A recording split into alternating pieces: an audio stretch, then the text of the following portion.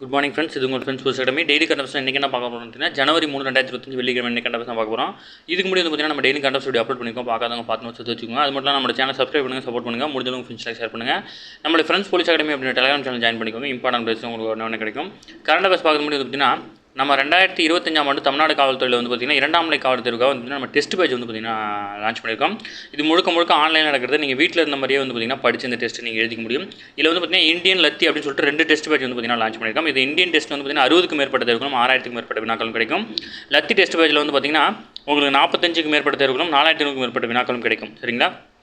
இதுக்கு வந்து பார்த்திங்கன்னா இதுக்கான டெஸ்ட் வந்து பார்த்திங்கன்னா இந்தியன் டெஸ்ட் பேஜ் வந்து பார்த்திங்கன்னா இன்றைக்கி, அதாவது ஜனவரி 3 இன்றைக்கி வந்து பார்த்திங்கன்னா ஸ்டார்ட் ஆகுது.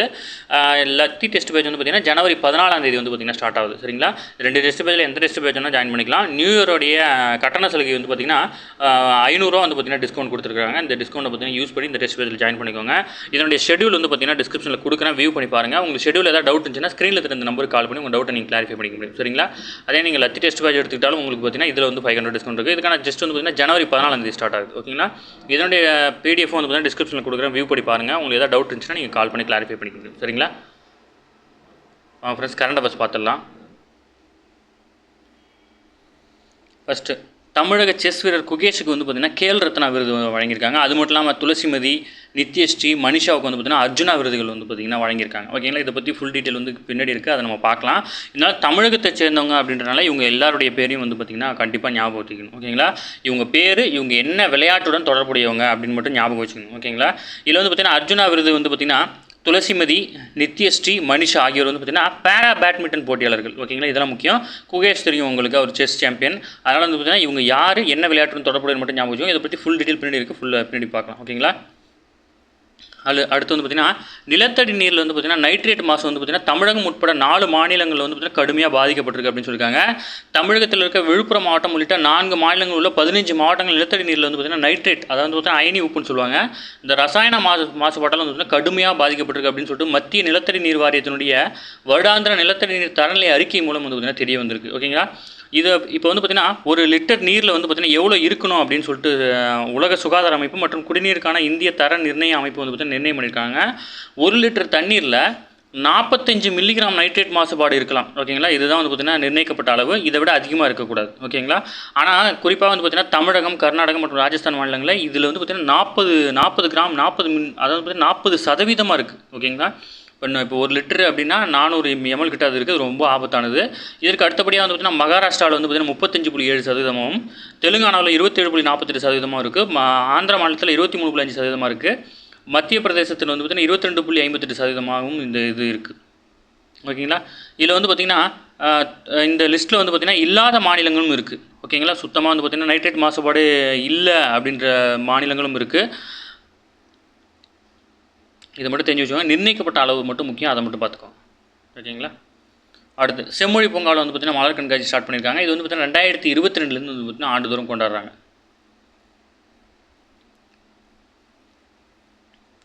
அடுத்து கேல் ரத்னா விருதுலாம் வாழ்த்து, அதை வந்து பார்த்திங்கன்னா கேல் ரத்னா விருது பெற்றவங்களுக்கு வந்து பார்த்திங்கன்னா தமிழக முதல்வர் அவர்கள் வந்து பார்த்திங்கன்னா வாழ்த்து தெரிவிச்சிருக்காரு. இதுலேயும் அதே டேட்டா தான் இருக்குது. நம்ம பின்னாடி மொத்தமாக பார்த்துலான்றனால நம்ம ஸ்க்ரோல் பண்ணிட்டு போகிறோம், பின்னாடி இருக்கும். ஓகேங்களா?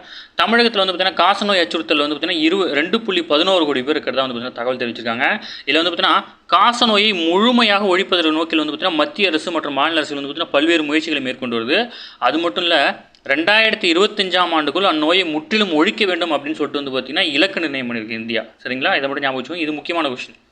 டிஎன்யூஎஸ்ஆர்பி, டிஎன்பிசி எல்லாருமே முக்கியமான கொஸ்டின் தான்.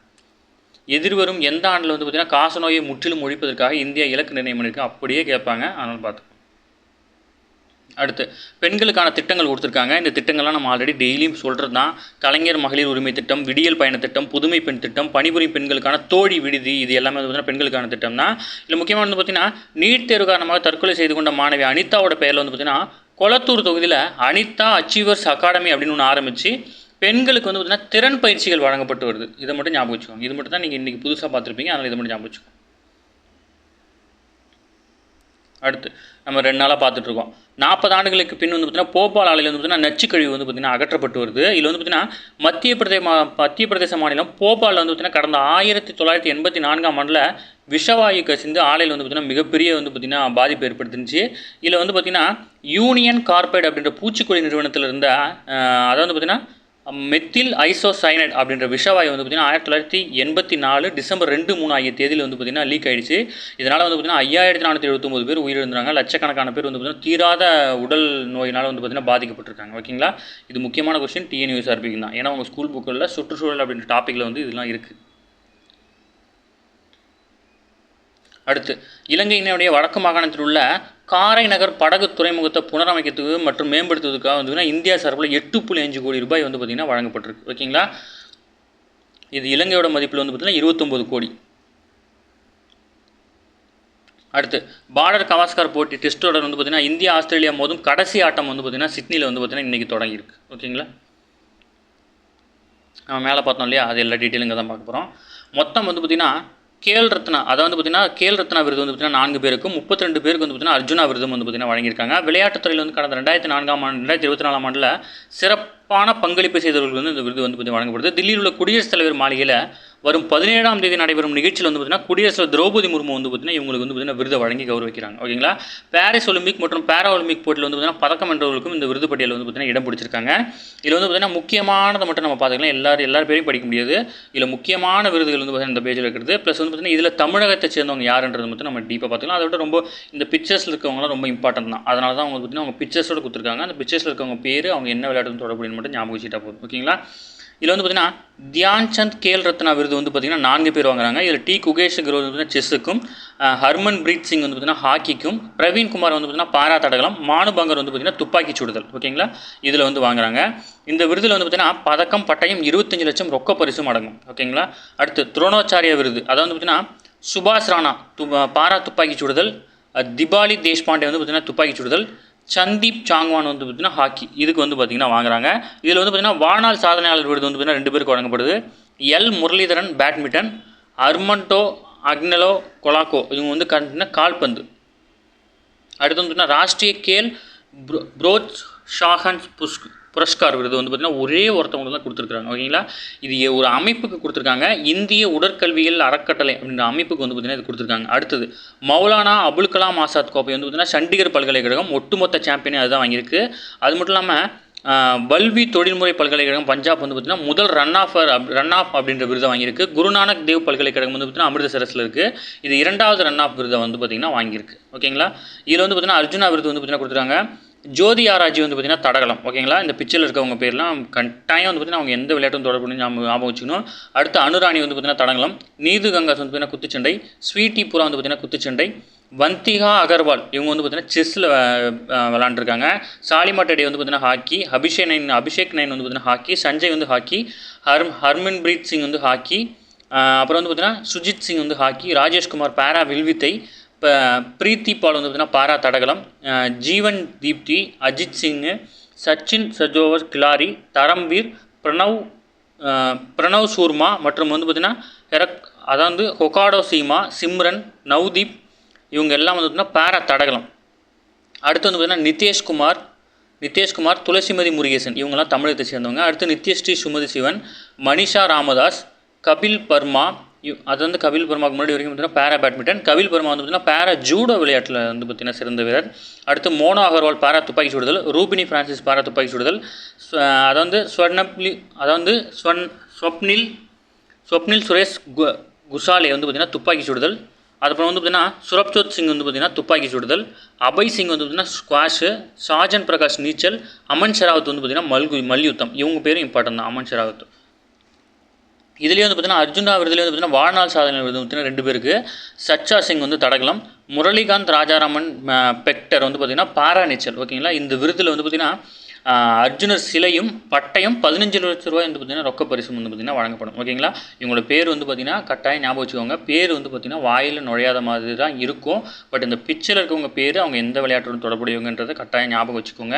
ஆனால் பார்த்திங்கன்னா இந்த 4 பேரும் மஸ்ட் இம்பார்ட்டன்ட். ஓகேங்களா, அடுத்தா வந்து பார்த்திங்கன்னா இதில் தமிழகத்தை சேர்ந்தவங்க ப்ளஸ் வந்து பார்த்திங்கன்னா இந்த பிக்சர்ஸில் இருக்கவங்க இவங்க எந்த விளையாட்டுடன் தொடர்புடையும் ஞாபகம் வச்சுக்கணும்.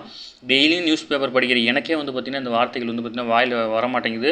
அதனால் வந்து பார்த்திங்கன்னா ஒரு டைமுக்கு 2 டைம் வந்து பார்த்திங்கன்னா படித்து வச்சுக்கோங்க. எந்த விளையாட்டுடன் தொடர்புடையவங்கிறது இம்பார்ட்டன்ட். டிஎன்யூஎஸ்ஆர்பிலாம் அப்படியே டேரெக்டாக இது மட்டும் தான் கேட்பாங்க, வேறு எதுவும் பெருசாக கேட்க மாட்டாங்க. ஓகேங்களா, அடுத்து மத்திய பிரதேசத்தில் இருக்க போஜ்சாலா வழக்கை விசாரணைக்கு வந்து பார்த்திங்கன்னா உச்சநீதிமன்றம் ஏற்றிருக்கு. நமக்கு அதை பற்றி எந்த கொஸ்டின் தேவையில்ல.